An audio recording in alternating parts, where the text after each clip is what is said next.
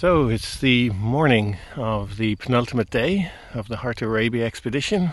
I'm sitting in a lovely wadi, green, fertile, surrounded by sheep, goats, lovely bird life. And Mark has asked me to reflect maybe a little bit on the journey we've had over the last couple of weeks of leg 2, and indeed, and perhaps the whole journey of the Heart of Arabia. Well, thinking about it, so many thoughts and impressions occur to me as we near completion. And the trip across the vast terrain of Arabia in Harry, Sinja and Philby's footsteps, almost 105 years ago exactly. One of our expedition objectives was to perhaps showcase the diversity of the country of Saudi Arabia.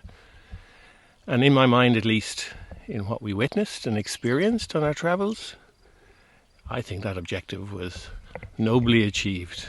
Well, from one perspective, from all the photos you might have seen posted on our expedition social media, followers of our trip could easily conclude that, Saudi Arabia is definitely not all sand dunes. I think indeed the trip truly showcased for us, and most particularly for members of the expedition team who haven't travelled in Saudi Arabia before, such as our very professional photographer Anna Maria, showcased to her the huge diversity of landscapes that lie east to west, coast to coast in this country. Each an eye-opener, and each, I must say, individually captivating. I mean, who would have known that Saudi Arabia has lava fields, Harat as they're known here, or the huge sand mountains of the Uruk Sabai that we crossed, some of the largest mounds of sand that you will see outside of the empty quarter, the Rub al Khali, or the dark, muscular massif of the Precambrian Jebel Damk that we came through on day 6 or 7 of leg 2. And maybe even the seemingly endless plains flat to the horizon in every direction that the whole heart of the Najd, the central Najd that we passed through as well. Such diversity, it's intriguing. I've always said to those who come and visit Saudi or who experience the Saudi desert for the first time that it changes. It changes frequently. The desert 20 kilometers ahead of you is different to the desert 20 kilometers behind you. And indeed, on the 2 legs of our trip, they were so very different to each other. Very different characteristics to these legs. It was an entirely different feel, different in weather conditions, despite the 2 legs being a mere 6 weeks apart on the calendar. Different in the terrains we had to traverse. Different even in the peoples that we met. The challenges in their lifestyle, the influences on their culture imposed by the different environments that they were living within. Although I can honestly say, always showing a shared and common trait of tremendous hospitality and abundance. These people have been most welcoming to us as we travelled. Wrapping into this, a historical layer, not only the context of Philby's 1917 trip, the excuse, if you call it that, for our trip, but the signs of the past populations who inhabited these lands that we encountered on almost a daily basis.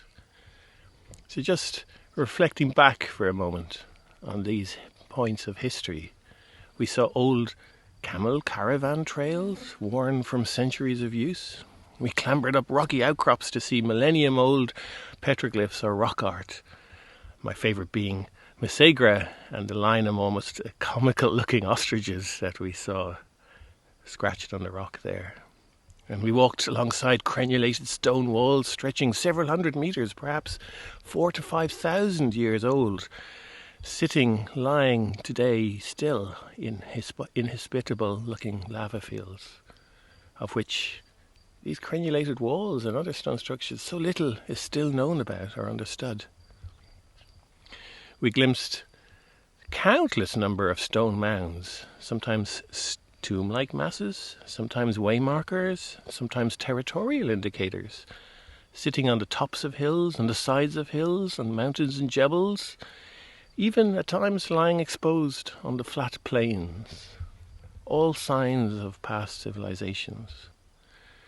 And even in the last few days, as we started descending in the Hejaz Mountains towards Jeddah, we checked out several different water cisterns or tanks. These are known as berkat. And we saw 2 or 3 of what are hundreds of these, dating back maybe 1400 years in age, that lie in the ancient pilgrimage routes towards Mecca, particularly the Darb Zubaydah, running as it did from Kufa and Baghdad in modern-day Iraq, all the way to Mecca. And we encountered these where the line of the pilgrimage route intercepted with our line of Philby's 1917 track. And perhaps the most impressionable on me as we walked through the dry former lake beds on the periphery of the various sand dune banks that we came across, to excitingly find examples of ancient hand axes, mesmerizingly old in age, and estimated at, well, we understand, between 200 and 400,000 years old. Indeed, we didn't only just encounter one specimen, but many, many, and the details of which we'll be very pleased to provide as high quality input to our partner, the Green Arabia, or Paleo Deserts project.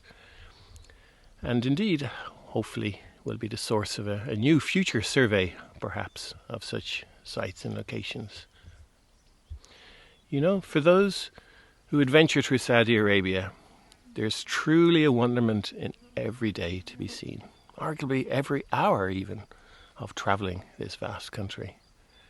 A country of rich rewards for those who invest their time into it.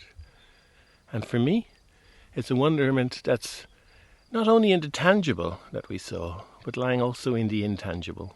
I'm thinking particularly of how it was for me so rewarding each day to be reading Philby's journals from his 1917 trip as we travelled.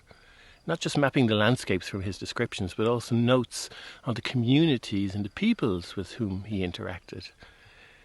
You know, his journals formed for me undoubtedly a literary form of augmented reality, supplementing the experience that we were walking through. And for me also, another intangible benefit has been how relentlessly surprising how frequent we met local people along the way, more often than not, by pure coincidence and chance, certainly not always orchestrated, who actually knew about Abdullah Philby, who were very aware of his interactions with personal family members and ancestors in the past. Something that I can only imagine makes the present-day Philby family, both in England and a branch here in Saudi Arabia, so proud. These people have acknowledged Philby's reach on the society here and its history, and recognizing his influence on so many people must be something that my expedition colleague Reem Philby is surely struggling to grasp in magnitude. What a takeaway for her from this trip. And how welcoming and immensely supportive in general our patrons and host partners have been, by which I'm referring to Her Royal Highness Princess Anne for her patronage of the trip, and genuinely heartfelt send-off wishes on the occasion of the expedition launch in London at the end of September. His Highness Prince Khaled, Saudi Ambassador to the UK, His Excellency Neil Compton, the British Ambassador to Saudi Arabia. Both have been instrumental in the recognition of this trip.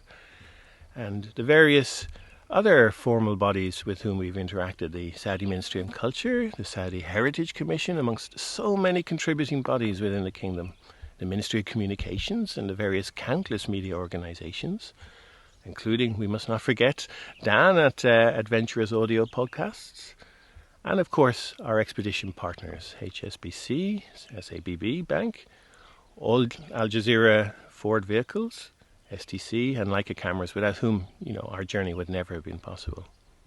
Finally, to wrap up at a personal level, my great gratitude to Mark Evans in particular, for allowing me the opportunity to be part of such a multi-layered, multifaceted trip as the Heart of Arabia. for calling upon my own experience and expertise, modest as it is, in contributing to what has been a brilliant and truly talented team.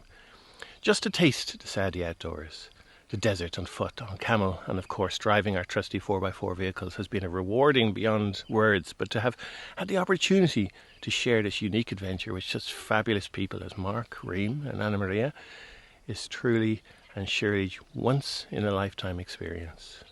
No doubt Philby would have approved.